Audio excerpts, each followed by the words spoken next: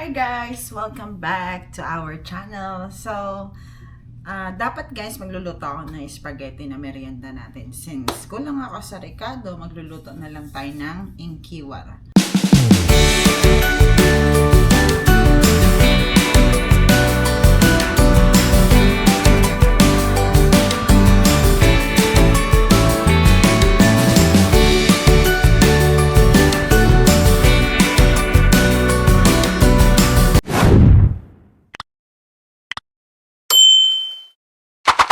So, it's been a long time ago, hindi tayo nakakapaggawa ng ganon. So, magta-try tayo today. So, meron akong malagkit. Magsasaing muna tayo. Ito guys, yung malagkit natin nakalagay, sweet rice. Marami naman masyado kung lahat. So, tatakalin natin guys para alam natin kung ilang takal yung isasaing natin. So, gagamitin ko po ito.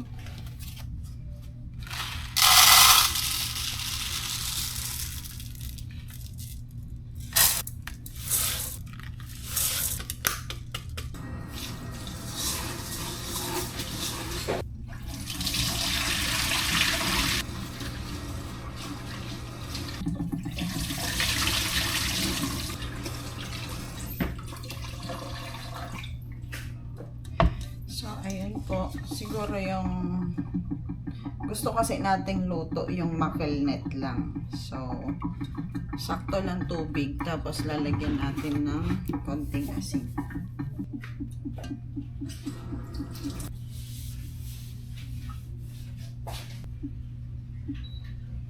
Itong gatang lang. 4 na gatang pala yun in total. Pero, 3 lang yung gagawin natin. So, titingnan natin kung success tong magiging pagluluto natin this time. Mayroon tayong dalawang klase ng gata. So, ito po yung yung pangalan nito. Coconut cream. Tapos, ito naman yung coconut milk. Kasi, one time, nag-try na ako. Diba, alam niyo po yung yung pangalan nito. Yung niluluto nila yung gata, tapos mayroong nakalimutan ko yung nalalagay sa ibabaw ng kakanin din.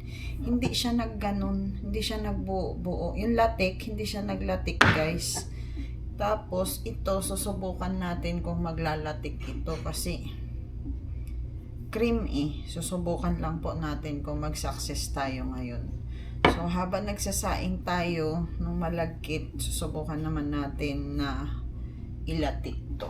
Sa mga nakakapanood po, comment down below lang kayo kung tama ba yung ginagawa namin. Ginagawa ko pala.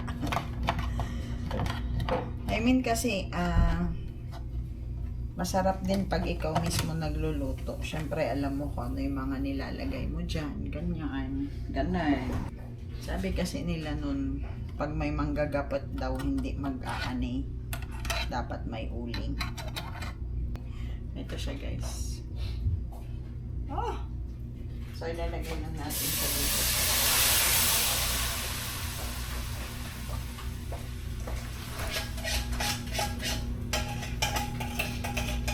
Matagal ko na plano magluto ng ganito guys. Hindi lang matuloy-tuloy. Ito na po yung gata natin. So,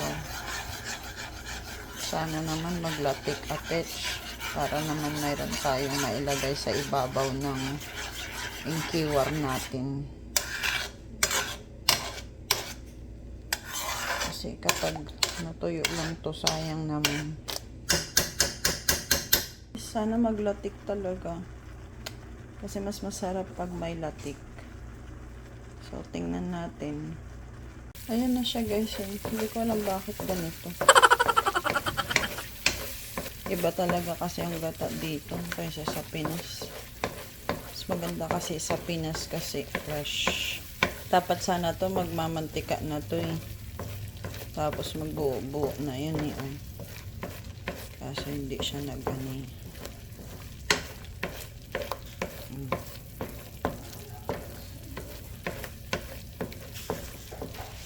Feeling ko guys, di na ito maglalatik.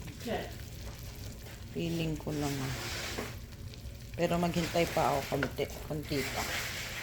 Yan na rin yung malagkit natin. Kintab. Gandang pagkakaluto. Luto na to guys. Papalamigin ko na lang. Ayan po, mukhang magsasucess ata. Mukhang nag-ano na siya. Dati kasi po, nung nagluto ako ng ano, pero ang gamit ko coconut milk. Naglaho parang bula. Nawala. Wala talaga as in. Yan pala. Konting tiyaga-tiyaga pa po. Yan. Maglalatik din. So I'm excited. Ayan guys. So ganitong kinalabasan niya. At least kahit pa paano, mayroon kaysa yung walang. Hinahanap ko sana yung mga malalaking latik. Kaso yung ano lang ito, papaibabaw ko na lang talaga. Pati mantika. So, ayan po. Iba kasi talagang gata dito sa Amerika. Ito yung nabili nating panutsa kanina guys. Ayan siya. First time ko nakapamili ng panutsa dito sa Chicago. Sabi dito, Matutinas Export Quality Foods. Panutsa Harder Sugar. So, mula pala siya sa tubo. Kasi na maliliit kami guys, ito yung panutsa na ganito. Pag wala kaming ulam, ito lang, kinakagat-kagat lang namin sa gilid. Masarap to na ikain sa mainit na kanin. So, ayan na guys, kumukulo na yung ano natin. Hindi man perfect yung nagawa natin na latik. At least kahit pa paano, meron tayong ibabaw mamaya doon. Tapos ito po yung ating panutsa. Siguro lalagay ko rin dalawa. Kasi hindi ko rin tansyado. Kasi pag nagluluto ako dati ng ganito, ang ginagamit ko po brown sugar. Since nakita ko kasi yung panutsa kanina, tikman natin. Okay, maliliit pa siyang parang na-miss ko naman mag-ulam ng ganito. Ayan. Grabe. Nag-iwan tayo guys kasi nakakamiss din mag-ulam ng ganyan.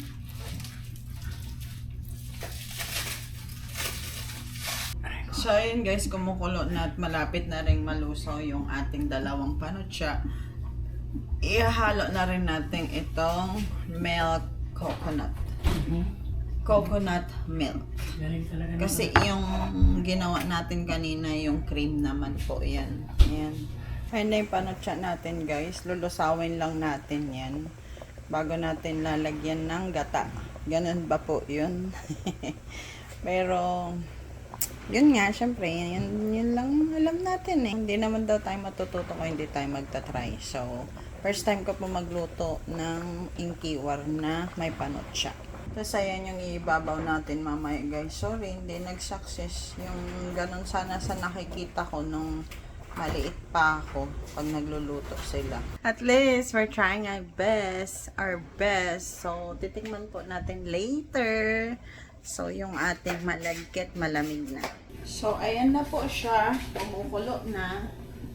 So, sa mga nakakapanood po sa aking expert, not sure kung tama yung ginagawa ko, pero kasi isa napapanood ko nung maliit ako, parang, kasi, yeah, nakalimutan ko po kasi yung, paano yung paggawa nila before, pero kasi, you know, pagdating sa mga gata, syempre, sa atin dyan sa Pinas, fresh. Dito po kasi ano, nasa lata na lang.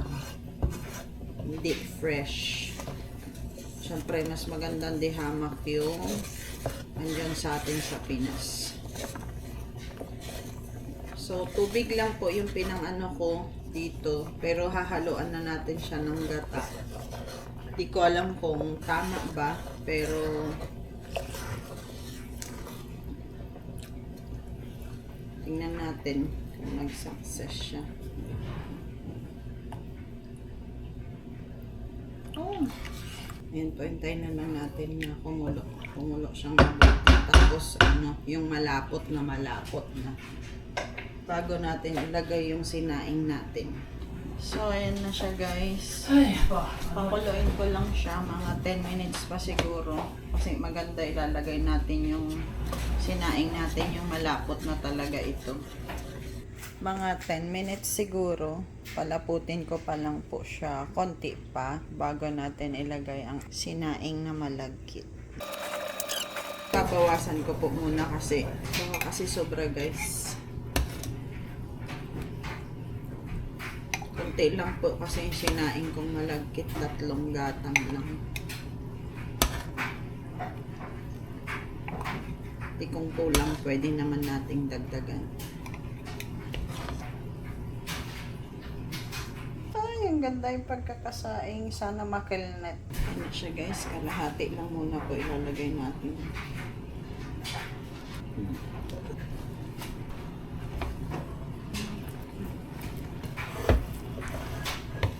Maganda po talaga pala pag pag panutsa yung ginamit kaysa yung brown sugar. Mahirap lang maghalo guys, maano siya. Dahil nga malagkit, you know. Mamaya ayusin na lang natin doon sa para kakanin talaga ang labas. Ay sus. I'm excited. Ngayon lang ako nagluto ng grabe, iba pala pag panutsa. Kasi dati guys, wala akong makitang panutsa. Kaya brown sugar ginagamit ko. Sa kagustuhan ko lang makakain ng ganito. Pagod na maghalo. So, tinikman ko po siya. Hindi naman sobrang tamis. Siyempre, natatakot din si Papa. Sabi niya, wag daw ilagay kung sobrang... Wag ilagay lahat to kung sobrang matamis. So, tinikman ko. 2 bilog lang naman yung binili ko kanina. So, hindi siya matamis. Sana masarap yung kalalabasan ng ating Inkiwar. Sana siya guys. Ayos lang natin dito. Talagang maganda yung pagkakaluto niya guys. Kunti lang siya talaga. Dapat talaga nilahat ko ng sayang. Tapos lalagay natin yung latik niya kuno. Ay sus. So I don't know kung paano ba to. Hindi ko alam ano magiging lasa niya guys. Pero I trust the process. Ay sus. Trust the process. Wala guys, ganyan lang talaga yung ating palatikan, you know.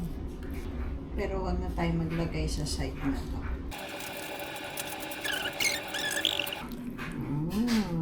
I trust the process, guys. Titikman muna natin. Ayan, walang latik masyado. Ako muna, syempre. Ako muna unang titikim. Ito na siya, guys. Kain po tayo.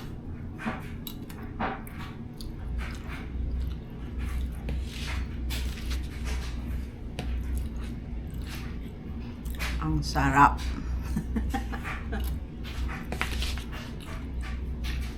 So, kapag magluluto pala kayo ng guys, ng ganyan, Inkiwar, tagapulot pala yung ang nyo, ang ihahalo, hindi brown sugar.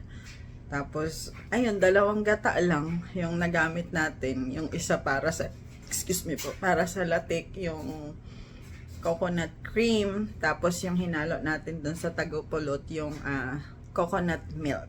So, ayun guys, sobrang happy ko kasi success ang ating pagluluto ng merienda nating Inkiwar. So, ayun guys, kung nag-enjoy po kayo sa ating vlog for today, please share. Hindi guys, so ayun po, nagpapasalamat na ako sa mga taong patuloy na tumatangkilik sa ating YouTube kahit di man tayo ganun ka-professional. We're just trying our best for everything na mapaligaya kayo. At ayun po, maraming salamat sa mga taong nag-subscribe sa ating channel. Sana yung mga nanonood na hindi pa nakasubscribe, please subscribe. So ayun po, sobrang thank you so much sa inyong lahat. May God bless us all po, and see you on our next vlog. Babush!